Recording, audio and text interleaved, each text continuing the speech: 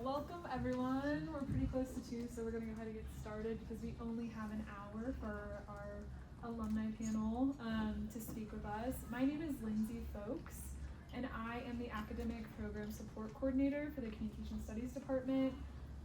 Most of you haven't met me yet. I would be teaching you the major, but I've just started pretty recently, so it's wonderful to see all of our mostly senior students in one place. I know that we have students from Dr. Long's class and also Dr. Sabbath's capstone class, and we also have a sprinkle from other classes, whether that's extra credit or different motivations for coming here today. But we're going to hear from 3 of our alumni. Some of them have completed their just their undergrad, some of them completed their masters here, some masters other places, so there's a variety of what kind of alumni we have with us today. But I'm going to let them do most of the talking, I promise. And then you all will be welcome to ask your own questions in the latter half of the session. So I guess first, I would love to hear from all 3 of you, just a general introduction of your name, where you currently work, and when you graduated and what you graduated with. Hi everyone, I am Jessi Follett. I've already forgot all the questions. I graduated from CSU with a major in Communication Studies and a minor in French in 2015. I am now working at, and please hold your boos, I work as the Assistant Director at the Center for Leadership at the University of Colorado, Boulder, but I'm a proud alum of CSU.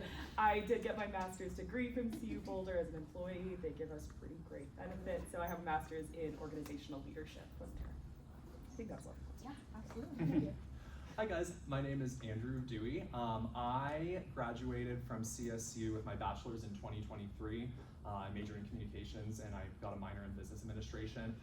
And I did not want to be an adult fully just yet, so I went on to grad school right afterwards for 2 years where I got my master's in communication studies. Shortly after that, last September, I started a job at Blue Credit Union where I do PR and business development. It's a very wild, weird, eclectic mix of sales and event planning and teaching, all kind of rolled up into one thing, and I'm excited to share that a little bit more about that with you guys as well. Was that kind of a good? Yeah, absolutely. No, you guys are doing great. I'm so glad you went first. I was like, I forgot everything. Yeah. Cool. Very cool. Hey everyone, I'm Dr. Emilee Amedèe. I'm a double alumna.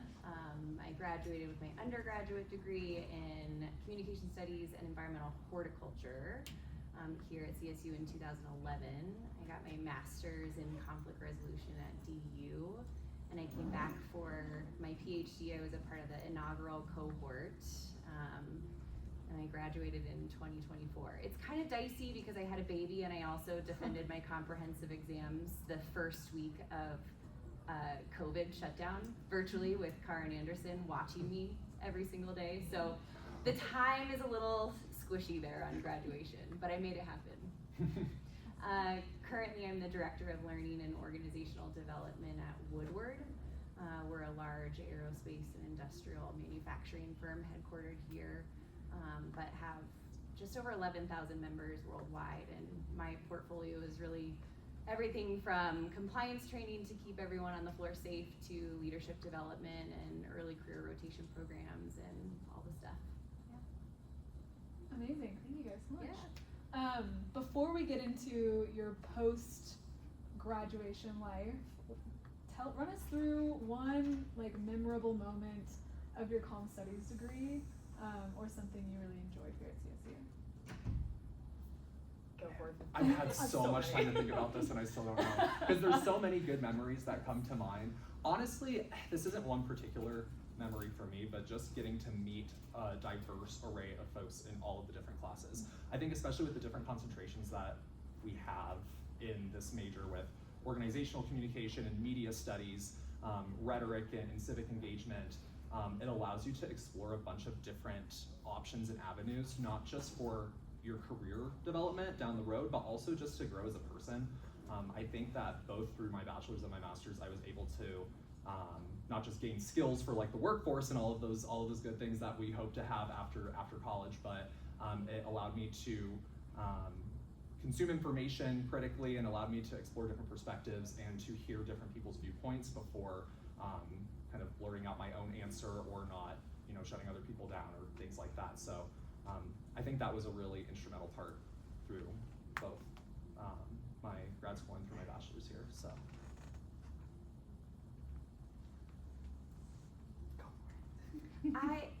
I really struggled. I mean, I was first gen, so I dropped out of college multiple times in my undergrad. I think it wasn't until my PhD program that I actually realized that first gen was a thing. Not to say that it was all bad, but I really was a nerd. I loved the reading, I loved the literature, I loved the dialogue and the conversation. But as far as finding myself within the community, I was always a little bit older, brought a little bit too much work experience into my program to be relatable.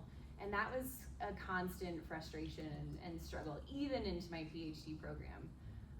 That said, I was reflecting on this question. I really enjoyed going to NCA. I remember my first time going to an academic conference and having the opportunity to get out of what felt like a pretty insulated community and get exposed to other types of research and scholarship and organizations. So that was a really compelling experience for me. I also loved the opportunity to travel because I had lived abroad and traveled a lot. So I was like, oh cool, we get to do the school thing and also get out of the community. I was really involved with the CPD in my undergraduate experience, and that just transformed my life.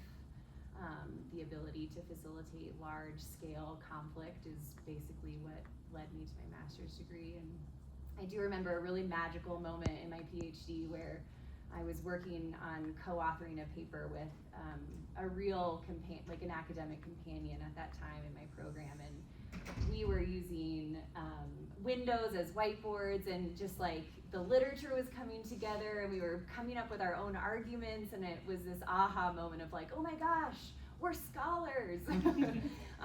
So those types of experiences were really kind of cool and bright.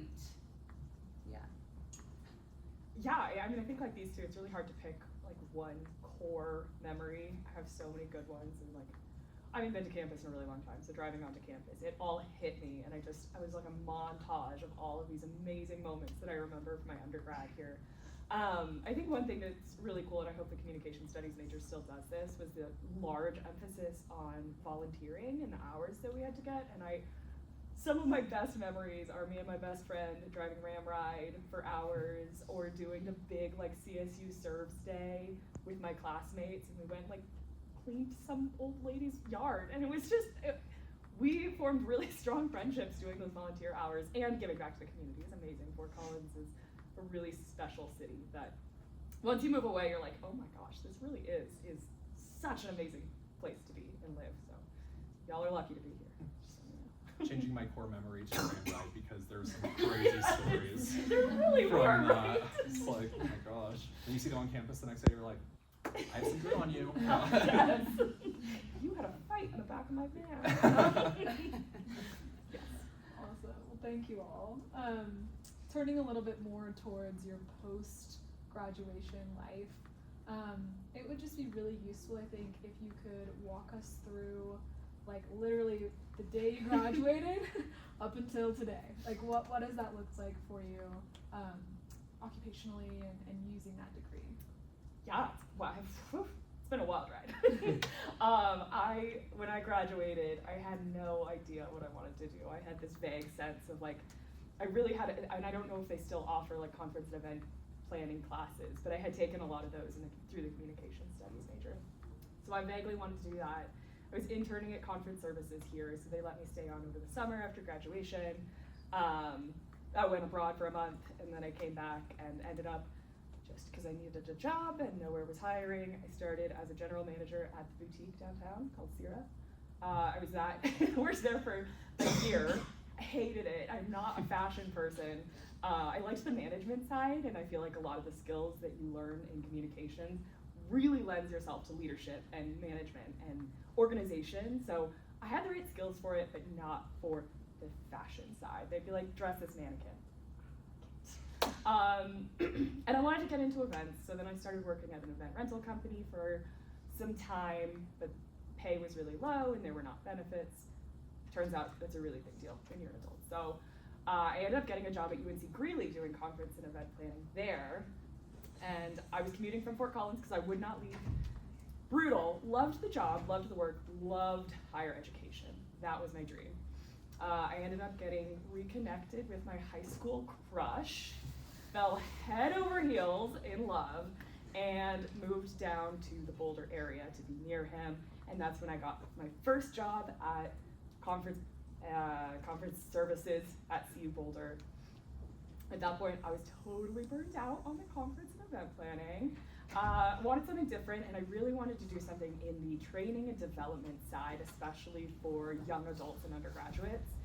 I got the opportunity to work as a program coordinator for the President's Leadership class and part-time for the Center for Leadership.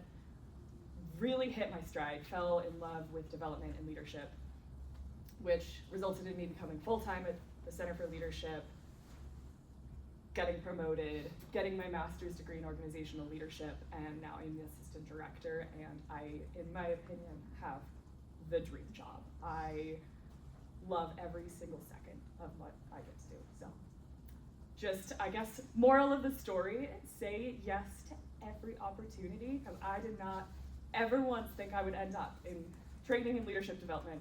Never really saw myself as a leader, and now it is my passion to make sure everyone sees themselves as a leader and gets to develop these skills. Man, ditto to most of that, especially with following your passion and saying yes to everything.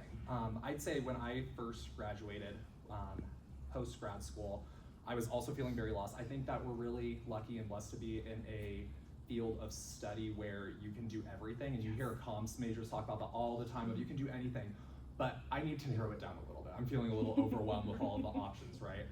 So I, over the summer, was applying to kind of a wide spectrum of different positions in higher education, in nonprofit organizations, but something wasn't really like sticking. And so my best friend, who actually worked as a teller at the credit union that I work at now, sends me this job opening, and it wasn't even just like, oh, I think you might have interest in this, this might be up your alley. She goes, Andrew, this job is meant for you. I was like, okay, manifesting, like that's crazy.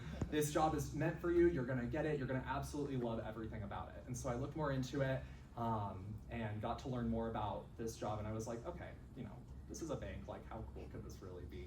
But the level of which I'm involved with our community, whether that's teaching classes in financial independence and literacy to our partners, or building different relationships with the local organizations in our community and helping out with fundraisers, helping out with giving grants to our nonprofits, that's really where I wanted to land, where we can make an actual impact with the people that we interact with and that we live with in Northern Colorado. So I was lucky to be able to find a job relatively soon outside of graduation, even though that summer was kind of brutal at some points where I was like, gosh, I'm just getting declines or rejections, or going for 3 rounds of interviews for them to be like, we're actually gonna go with somebody else.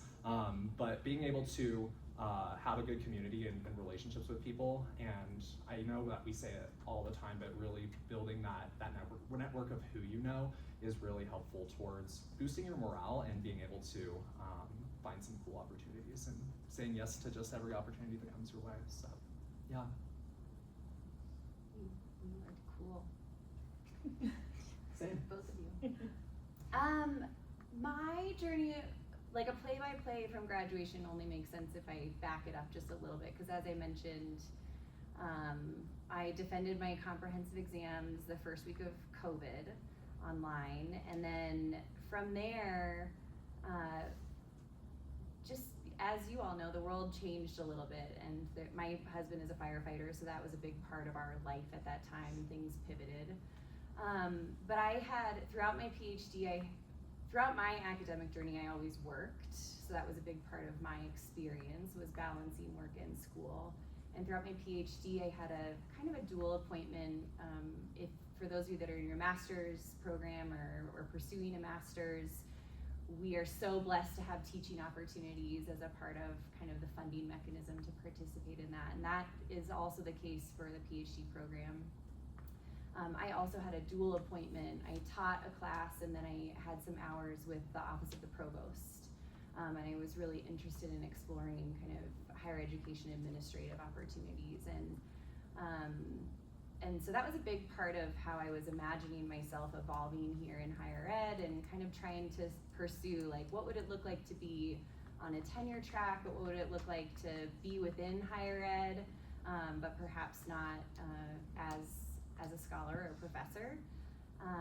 So that work that I had done out of the provost office led to a full-time role with the CSU System Office, which is the office that runs kind of the administrative hub of CSU Fort Collins, Pueblo, and CSU Global. And during my time there, I was the director of academic operations. I had the great privilege of kind of writing that job description for myself because of my relationship with the provost, who was then the chief academic officer. And somewhere in between there, I had a baby and also finished the dissertation, which was really hard once you kind of get out of sync and out of the rhythm. I think my advisor, Karen Anderson, when we had our kind of celebratory dinner, was like, so statistically speaking, there was like a 2% chance that you were going to graduate because you're a woman, you're first gen, you had a baby, you're having a job. So it just took me longer than my peers because of the path that I had chosen. But while I was at the CSU System Office, I authored and secured and was the program director for a large federal grant that is still running today. It's the Scaled grant. It was an $8 million award, really designed to close equity gaps and drive student success across our campus. And that kind of experience led to Woodward, me ending up on their radar and saying, hey, you kind of have a skill set that we're interested in. Would you apply for our director of learning position? And at that time, I think, I wanted to say yes to that. It was out of nowhere and I really pursued it, and I've been there for almost 2 years and have really enjoyed my time there and the work that we're doing, and to be continued. Amazing. Thank you all for sharing more about your journey. I guess my last question before I hand it over to all of our students, who I'm sure have lots of questions for you, would be, what is one skill that maybe you learned in your undergraduate degree here that you've been able to translate into your work experience that's helped you become so successful? I don't want to start every time. I think I kind of touched on this with our first question, but I think that interacting with a variety of different people, different perspectives, different walks of life has been really important to the work that I do. I interact with so many different members of our community every day, with developing partnerships or with teaching classes to members in the community, or if we're working on a big grant initiative for a nonprofit, you interact with a bunch of different personalities, some of which are a really good sync and some of which are very much not. And you learn how to kind of pivot and adapt and be able to make the person that you're working with feel comfortable in your presence and make them feel like they can trust you and the work that you're doing. And through especially the capstone projects and the capstone classes that I took during my bachelor's, that was really helpful in working with small groups or working as an entire class. Just one? I know. I'm like, okay, list as many as you want, truly.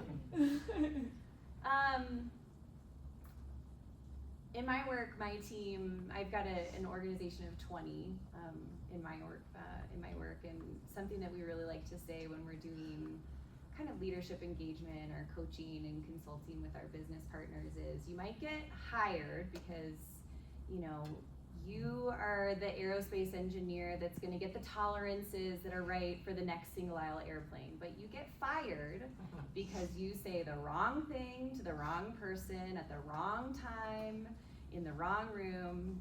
And I think the bedrock of that is how we show up, how we communicate in all that we are, and it really matters.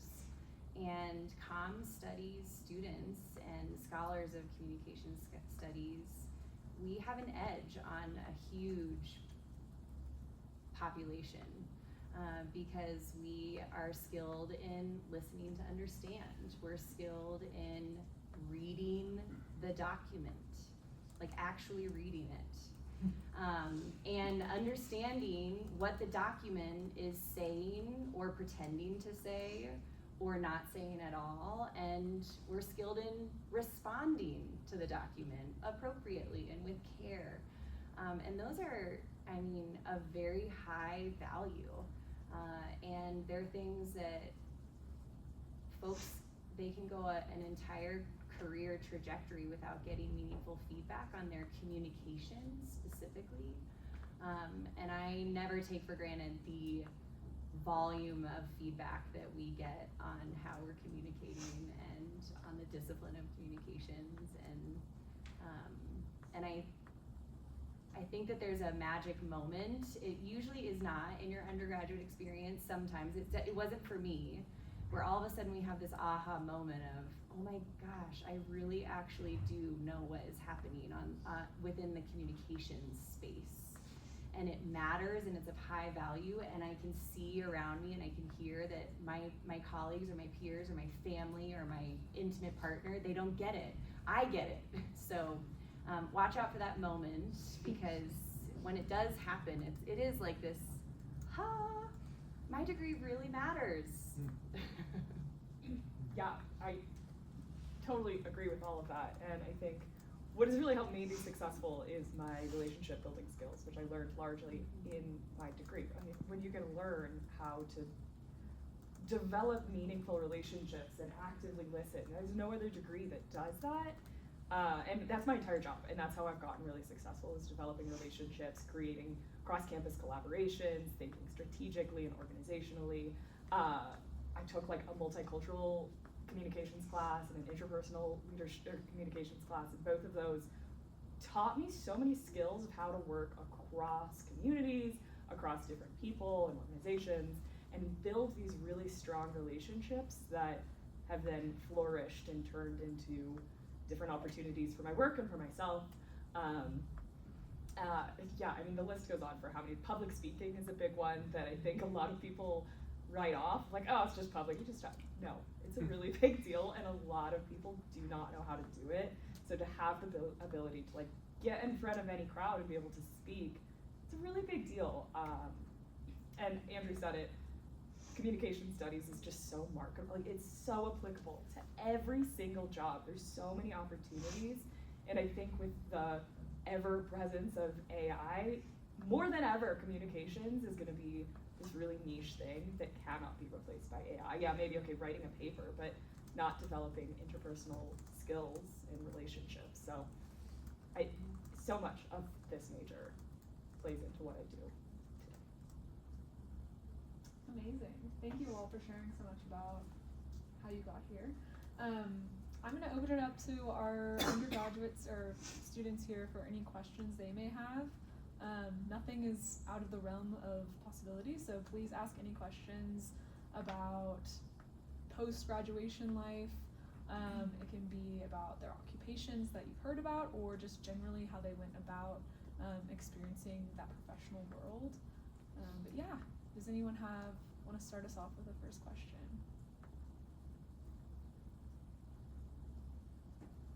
I have a question for Andrew. What led you to decide to do your master's in communications here? Really good question. I honestly felt like I just wanted to keep developing my skill sets here at CSU. I knew I wanted to stay in Fort Collins for the foreseeable future, and still do. It's just such a unique spot to be. And hearing about the success stories of the graduate students for both master's and PhD, all of the amazing research that they were doing, the cool projects that they were launching, and once I learned too that you can also get paid for it and not have to pay tuition, I was like, I'm on board, right? And I was kind of at a crossroads between pursuing higher education, and I was like, you know, if this doesn't work out, I will find a job, it will be okay, I'll apply next year. And it was just a really good segue once I got that acceptance letter to go into that.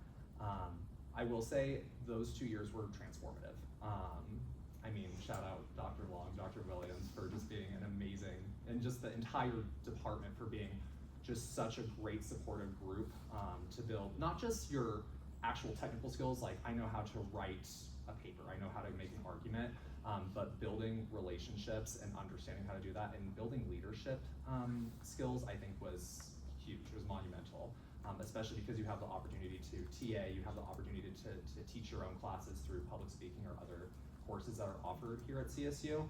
I learned so much more with that, just as much as I did within sitting in a class and learning from our faculty here as well. So super cool, well-rounded skill building before I landed to where I am today. So yeah, thank you.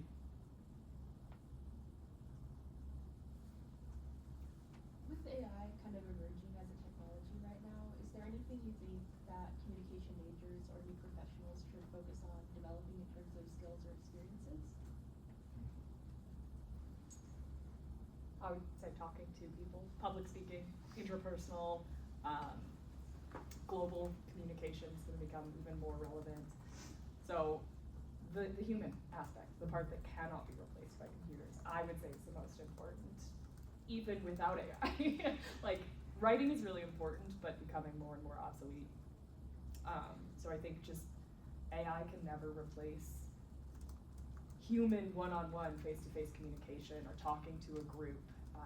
Even I did a persuasive communication class, which was fascinating, and it can be persuasive, but only to, it's very biased. So I think thinking critically is a big one also that I learned in my undergrad and in my master's, that yeah, AI might think it's thinking critically, but not human critical thinking.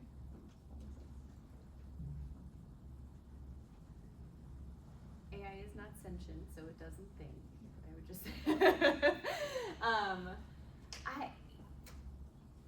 The quality of the output depends on the quality of the input for AI. So the higher quality communication that is feeding that data set, the better the outcome. But significantly, what we know is machines hallucinate. Their task is to make you happy.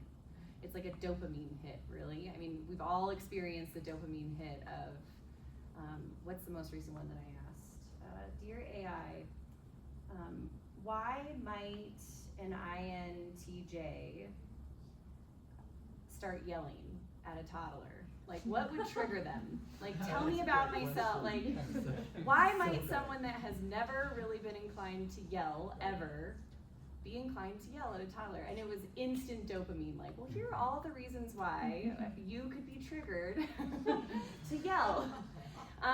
So that, that's the job of AI. Its task is to just, at rapid, accelerated pace, give you back something, and there is unlikely to be accuracy there.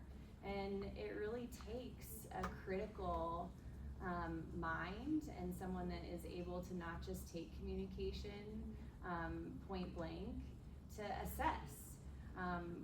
And everything to, thanks for that fake source. I actually am, I know how to research, and I know that that's not real. So in my work, we are seeing this at a level of leadership where, people are not fact-checking their work, and they're letting AI speak for them in a way that they then regret. And there's some really amazing, cases of this. And as scholars of communication, it's your responsibility to help correct that, and to spot it, and to elevate the quality of the communication that's happening in the world. So I think it is really a critical task of ours. It's a charge to say, it really, as as scholars of communication, we know that how we talk about our world makes our world. It literally makes and shapes who we are. And we don't want bad talk out there. We want the type of talk and data and communication that is actually going to make a world that we want to flourish in, right? So being skilled in co-creating with artificial intelligence I couldn't recommend it more. And to be champions of why that's a real imperative for using artificial intelligence.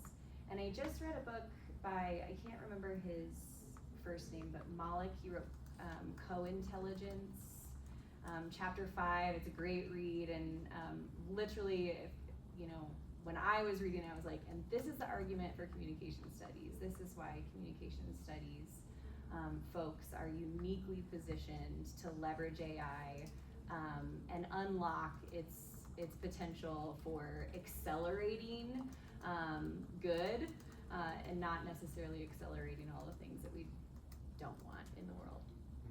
Well put. Going off of both of those thoughts too, and delivering our messages in a really creative, unique, engaging way.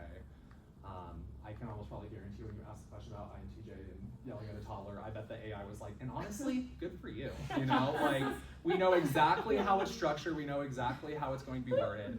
As soon as you see an M dash, do you just feel like, okay, I'm kind of bored. I know that this is probably written by like an AI bot, right?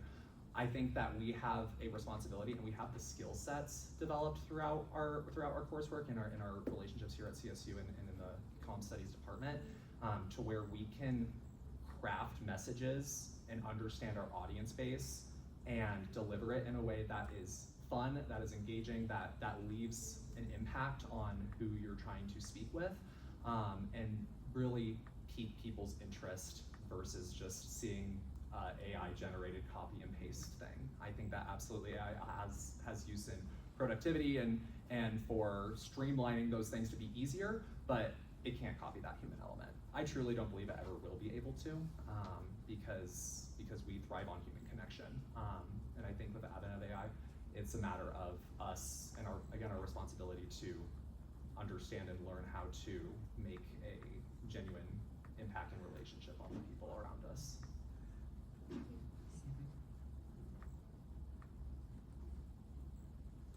Also use it. Yeah. Like, I hope my message wasn't like, don't use it. Use it. I think this group should be the super users, because again, it's a magnifier, it's an amplifier of your intelligence if you know what you're looking for and you know not to just take it point blank. Yeah. More questions? After graduation, what were some things that you guys put on your resume that you highlighted applying for those first jobs? I put relevant coursework. I put classes that I thought would apply to the job, so like conflict management, all of the event planning classes, especially when I was applying for those jobs. So I don't think there's anything wrong with putting classwork. And then something I always advocate for when writing your cover letter, as someone that hires a lot of people, even if you don't have direct experience doing that, you've probably done a class or a project that relates to something in that job. And as long as you can do a great job in your cover letter explaining, while I may not have practice doing this, here's what I did in this class that shows that I have the skills or the ability to do X, Y, Z. You can always advocate for yourself you have to be your biggest cheerleader and make that connection yourself. And that's something AI can't do, is you have to be able to say, I did this project and that's relevant because this, or I volunteered and did this thing, and that means that I am capable of this. So relevant coursework is really good. I was lucky and grateful enough to have done 2 internships that were very relevant to what I wanted to do, so that was great to include on a resume. But again, I think any skill can be transferable into a job.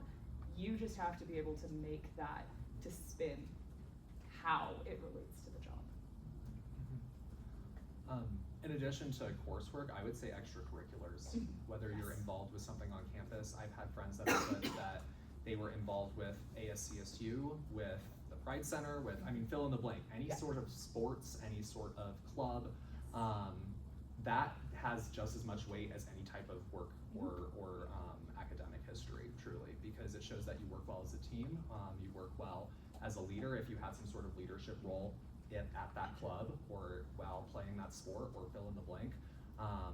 And it shows that you still have some sort of genuine passion or hobby or interest, because people, a good employer wants to see that you're so much more than just outside of your job, and that you have interests in your community and the people that you want to interact with. That's a really good point, and it shows you're going to go above and beyond. Like you're willing to try out other things and do more than just the job. I think the only addition that I could offer is a job posting is an invitation to do a textual analysis and to actually respond as you would in an academic paper. You say you want this, I'm responding to that. You say you want this, here's what I've got and how and when. You say that you want this, and I've done this. Make a little rubric for yourself and align if they ask for a cover letter, give a cover letter. If they don't. But also I would just say it's your responsibility to not just send a general resume when really you're trying to make an argument for a specific job. So if you're feeling shut down by, gosh, I've put my resume out 100 times. Well, it's like, well, did you put your resume out in 5 different versions to the 5 jobs you really want? So that would be just a strategy that you might consider. And leverage your connections. I tell this to my students all the time, and I feel like get so icked by it, but like, use LinkedIn and look at a company you want to work for and see who you know that knows someone, even if they're a professor. And send them a message and say, hi, I took your class, this is what I did, and be sure to really explain how you know them, what job you're looking for, and who you want to get connected to. 9 times out of 10, people really want to help you get a job, so leverage those connections. And even if it's like someone who knows someone who knows someone, they'll still want to try to help, so really try to use those. I have done that so many times, and it has almost always worked out really well. Do you know Jim Collins? I've met him. Excellent. Yes. I'll follow up. Yes. See, I just did it. There's an author, he lives in Boulder, he writes about leadership. I really want him to be a keynote. I asked one person that I thought might know him. Indeed, she has a friend who's his neighbor, but they don't get along, so I'm like, dang it. So I'll follow up. He just wrote a new book, so Exactly. he's going on tour probably. Exactly. Awesome.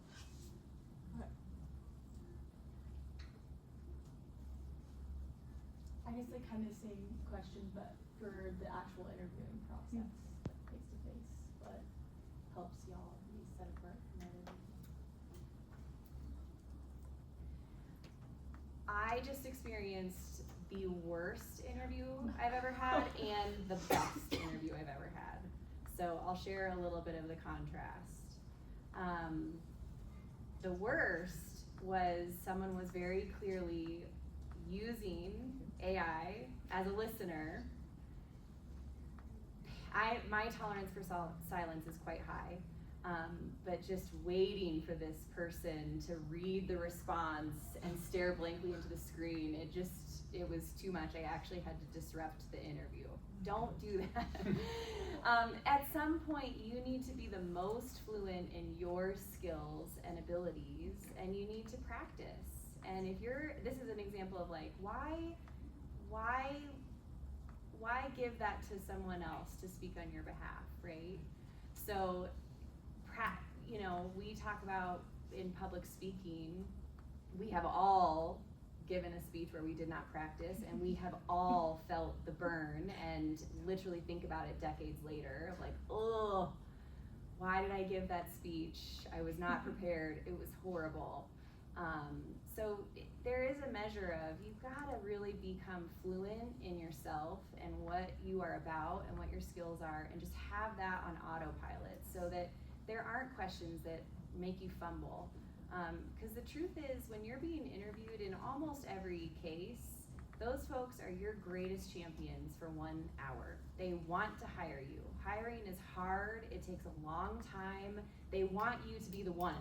They want it to just be like, oh my gosh, that was the person. They did their research, they understand our business, they have out their back pocket, like, here's what I know about this job and why I think I'd be great about it. They're listening to the question, like they're truly listening to the question, and they're answering the question. Like, do that. And that's exactly what it was disarming. For an intern this summer, a sophomore. It was the best interview I've had, and I've been hiring directors for the past year. So I was like, whoa, there you go. That's what I would say. Prepare. If you want the job, get it, and don't leave space for someone else to mess it up for you. And that's also with resume and cover letter. Totally. You have, as someone that reviews a lot of, like, we get hundreds of resumes, so we're looking for a reason to throw, this is horrible, but throw your resume out, because there's so many, you have to narrow it down. So don't give there any reason. Yeah. Everything, there should be no typos, everything should be perfect. And with interviews, I totally agree. Do your research. And where AI is actually really helpful is feed the job into AI and say, what would common questions be in an interview? I guarantee it's gonna give you some pretty good ideas. And come prepared with 10 really solid examples of times that you went above, the typical, showed your strengths, had dealt with someone that was challenging to work with. You're always gonna get questions like that. Use the STAR method. If you haven't heard what that is, it's situation, task, action, and result, thank you. So what was the situation you were in? What was the task that you did that made you stand out? Or the task that was at hand? What was the action you did? And what was the result that made it successful or not? And maybe the example is, it wasn't good, but here's what I would have done if I had a chance to do it again. Also be yourself. One of my worst interviews was, they had said all of the right things, but they were like a robot, and there was no genuine human emotion. And I was like, I'm gonna have a hard time working with you, because I'm gonna spend 8 hours, 5 days a week with you. I need to be able to have some sort of engagement and interaction. So genuinely be yourself, build relationships, engage with them. I had one other thing, but I lost it, so. Man, those were all so good, though. I am trying to figure out what else. I mean, kind of just echoing this, just practice. Whether that is to yourself in the mirror, whether that is to a friend. I practiced before I interviewed at Blue, I practiced with my dog 15 times. He was like, can I please have dinner? I'm like, I'm begging you. I practiced with my partner, I practiced with friends. I mean, anybody who's willing to listen and just ask questions and give you a little bit of feedback is monumental. AI is a great tool. Career services. Career Center is is go to that. awesome. Yes, it They're is. so awesome. They They will will do mock help with interviews. interviewing practice, with resume building, cover letter drafting. They do it all. They're great. And you have that resource available, I think, up to a year after graduation. So you have that. Use it. Yeah, Yes. please. And then once it's gone, you're like, why did I use that more? Yeah. It's so good. And I guess another thing too is, I think it might depend on the company that you're applying for, or that you're interviewing at. But you're going to be working with these people, not if, but when you get the job. And that these people you're going to be building genuine connections and relationships with. And I know that sounds daunting to do when you meet them for the very first time, but trying to make sure that you just take some deep breaths and just plan ahead and treat it just as if it was a conversation with anybody else. That I think that kind of helped me a lot. That was my other throughout my thing. process. You're interviewing them as much as they're interviewing you. Yeah. And that, having that, it takes the power away, or takes it back a little bit, and that's always helped me come in with so much more confidence, because you might not want to work with them. You're also finding out if this is a job and a team you want to spend 8 hours a day, 5 days a week. So that's a great mindset, is come in like, yes, I'm gonna do everything in my power to get this job, but I also really wanna know if this is a place I wanna work. Come up with interesting questions at the end. Everyone asks, what's the culture like? Or what's your favorite part of working here? You can ask that, but also come up with some do your research and ask some hard-hitting questions about what that organization does, so they know that you've done your research and you genuinely care about actually working there.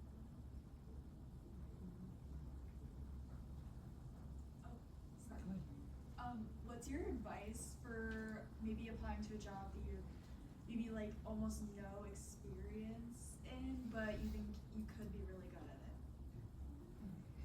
Apply. Yeah. Apply, and in the event that you don't get extended an opportunity to interview, or maybe you do or you don't get the job, ask for feedback. Say, gosh, I really sense that I would be great at this. I recognize that you might not be at a stage to take a risk or a chance on someone with no experience, but I'd love to learn what I might be able to do to be a stronger contender. Are you willing to meet with me? It bodes really well, and it's memorable. And if there's another opportunity, they might come at you. I'd say especially if it's a job that maybe you don't have like technical skills set for the type of field that you're interested in working in, you're still a clum student. You have fantastic emotional intelligence and wonderful soft skills. Durable, come on. Durable, and that you can utilize that. That's something that can't be taught overnight, right? And being able to build quality relationships to help foster the culture of the workplace that you're going to be in, that's more important than any skill that they can teach you when you get the job as well. That was something that I was worried about when I was interviewing for where I work now, is that I was like, I never thought I would work at a bank.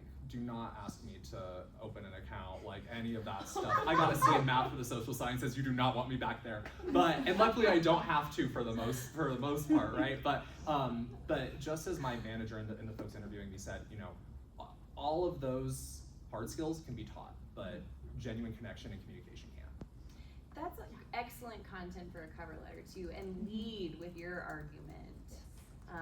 You don't need to hide, we don't need to hide behind the fact that we might not walk in like with excellent banking and accounting skills, right? But if you're building the argument and speaking for yourself and your skill set, you get to lead with.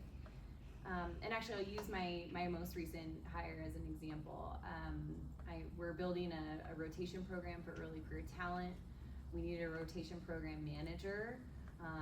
It's a pretty niche job, but a broad skill set, and there was an exceptional cover letter that said, here's why the program that I have been running for the past 10 years operates just like a rotation program. And what did she just say? She said, I've never run a rotation program. I've never built one.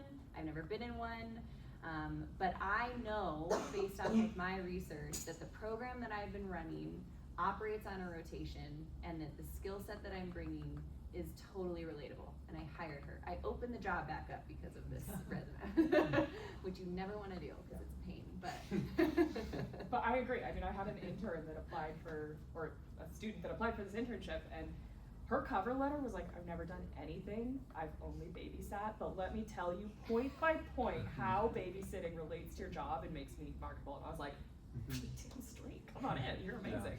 Yeah. And then again, back to the network, and I hated hearing this as a senior, so I'm sorry, but network is so important. I just hired a full-time professional position. She is barely 2 years out of college. Everyone else that I interviewed had PhDs and had been in their job for 30 years, but she had someone that works on campus that sent me an email that was like, you need to hire her, she's amazing. I volunteer with my library board.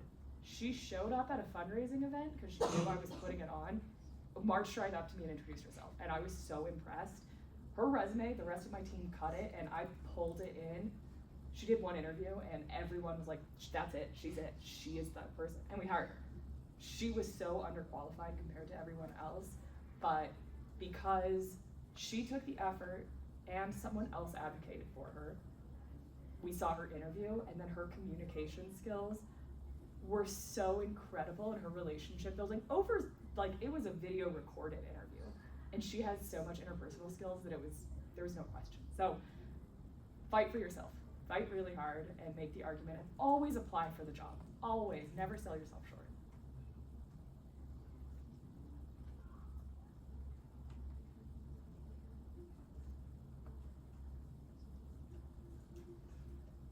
wondering about what you recommend for making mistakes, or feeling as if your self-worth or self-concept is wavering.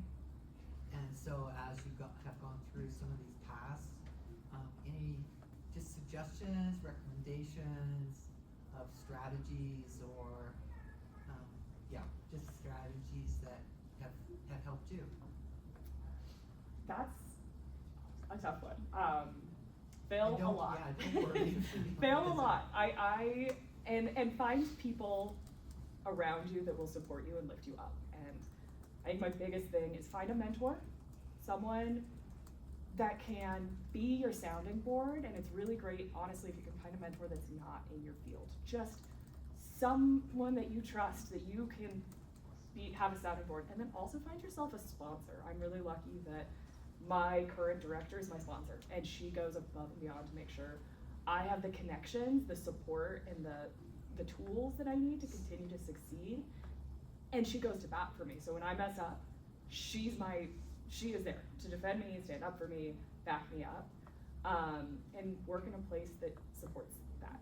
I am in a fail fast kind of organization. We almost see ourselves as a startup, so we're constantly trying new things and failing. And I failed big, and I think having people around me that love and support and trust me and are my cheerleaders has helped me get through that. And then I always sit with it, and it's so uncomfy and gross to sit with your failures and your mistakes, but that's when you learn from them. And that's where some of the most incredible ideas that I've had have come out of. And I've launched new programs based on failing, and learning why I failed each time, then resulted in my biggest success. And I think one of the coolest programs that we now have at the university was because of constantly failing, but doing the work to sit with why is that not working? What did I do wrong? What can I do better? And iterating until it clicked. And I had that aha moment of, this is why it wasn't working and this is why I was failing.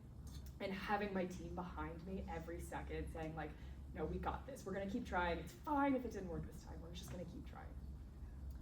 I think having a really high quality team and a supportive team is really helpful. So it's really a huge part of it is just about the culture of the people that you work with. My team always tells me we're not saving lives, thank goodness, because that's not the field that I could ever be in. But that even if we do make those mistakes, it's not detrimental. There's always a solution to it. There's always a way to learn from those.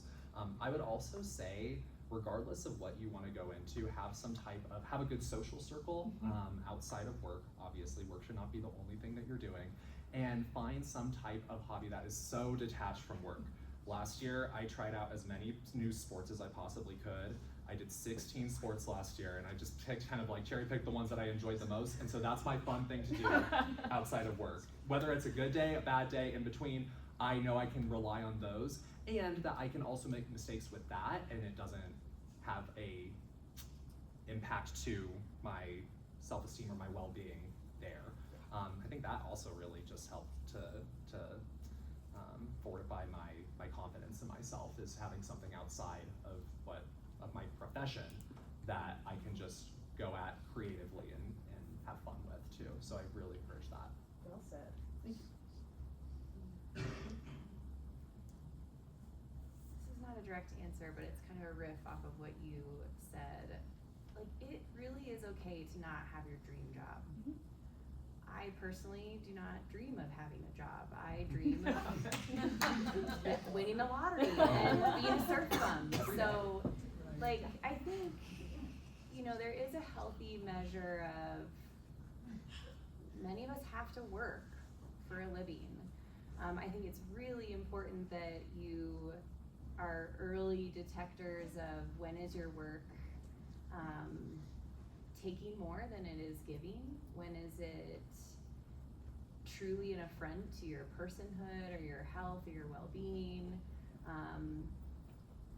But I have days where I'm like, this is my job. I cannot wait to go. And I've got a great job, and I work with wonderful people. And there are days where it's like, I don't want to see you again right now.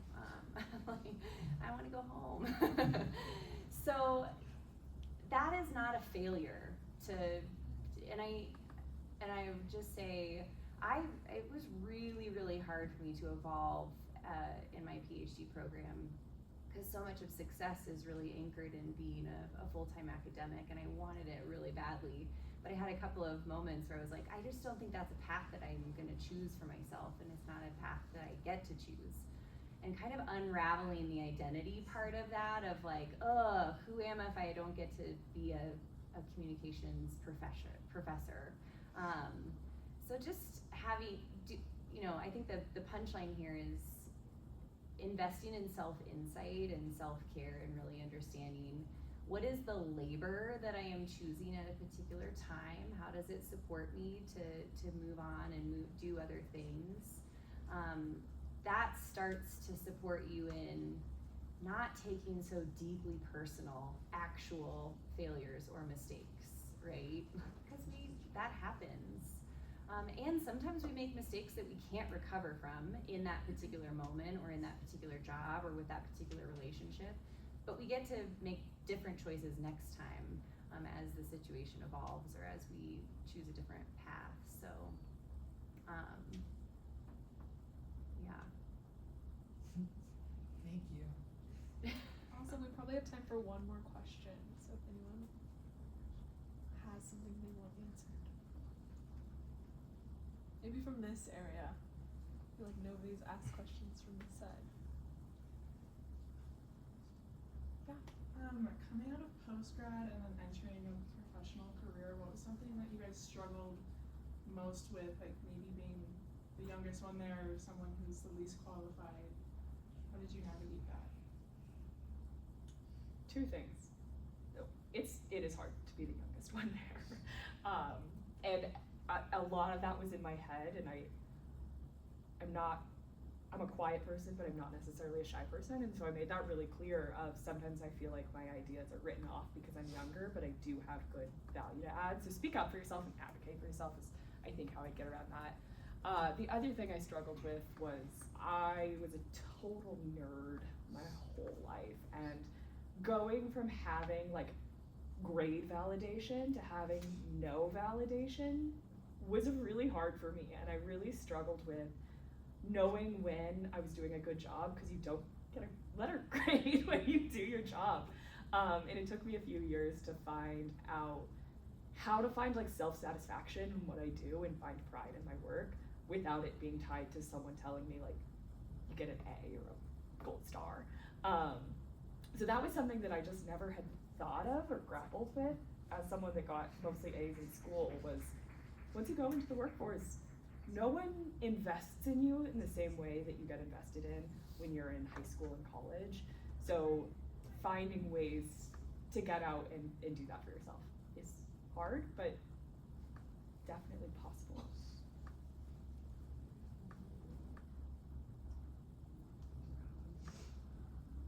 I'm still trying to figure out. Because I guess I'm still trying to figure that out. I am almost always the youngest person in every room that I walk into with my job. We do a lot of things with like the Fort Collins and Loveland, like chambers of commerce. They do a lot of like networking things or openings for businesses. And then my little 24-year-old self will walk up like, hey guys, what's up? These people have been here for like 30, 40 years or whatever, and they are so well established, so it feels really intimidating. But I think when you find, actually, thinking back to the keynote speaker at my graduation last year, Eugene Daniels, who's a journalist, he said that you belong in every room that you walk into. It like gives me chills thinking about it, right? And truly the quality of the work that you've put in through school and through everything else that you do within your life points to that no matter where you find yourself into, whether that's for the interview with people that are much higher up than you or older than you, or if you find yourself at a networking event where everybody else is older than you, you belong there for a reason. And I think that's just kind of like a mantra that I tell myself a lot.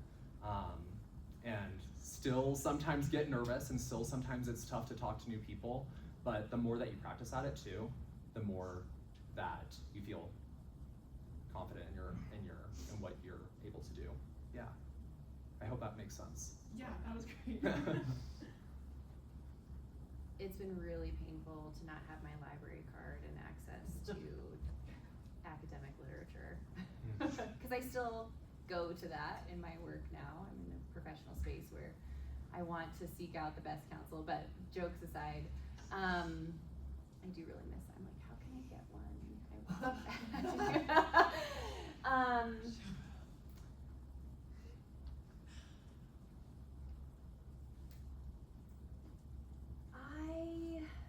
I empathize. I too, though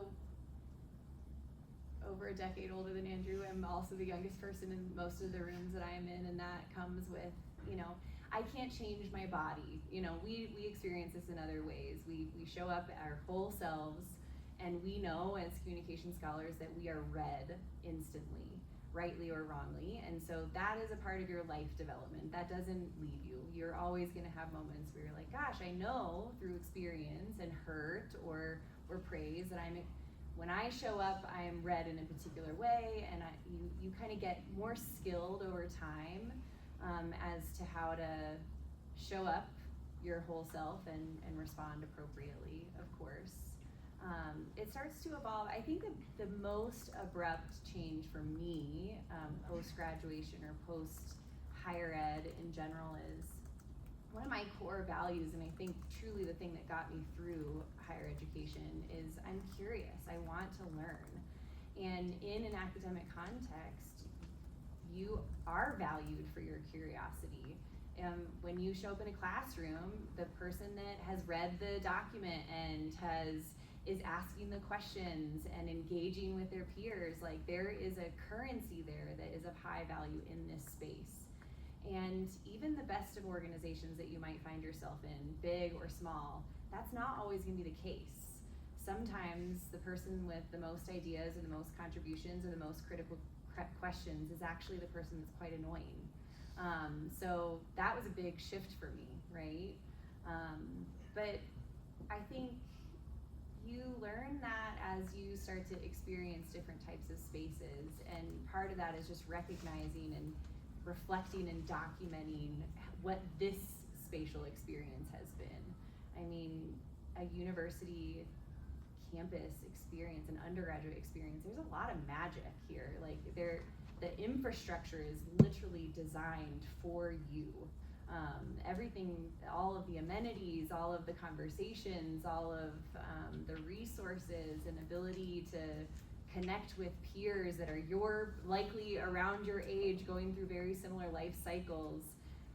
You lose that when you go into bigger organizations or different organizations. It's inherently more dynamic in who you're up against. So that for me was quite jarring, I would say. Thank you. Wonderful. Thank you so much for being here and telling your stories and giving us information. Let's give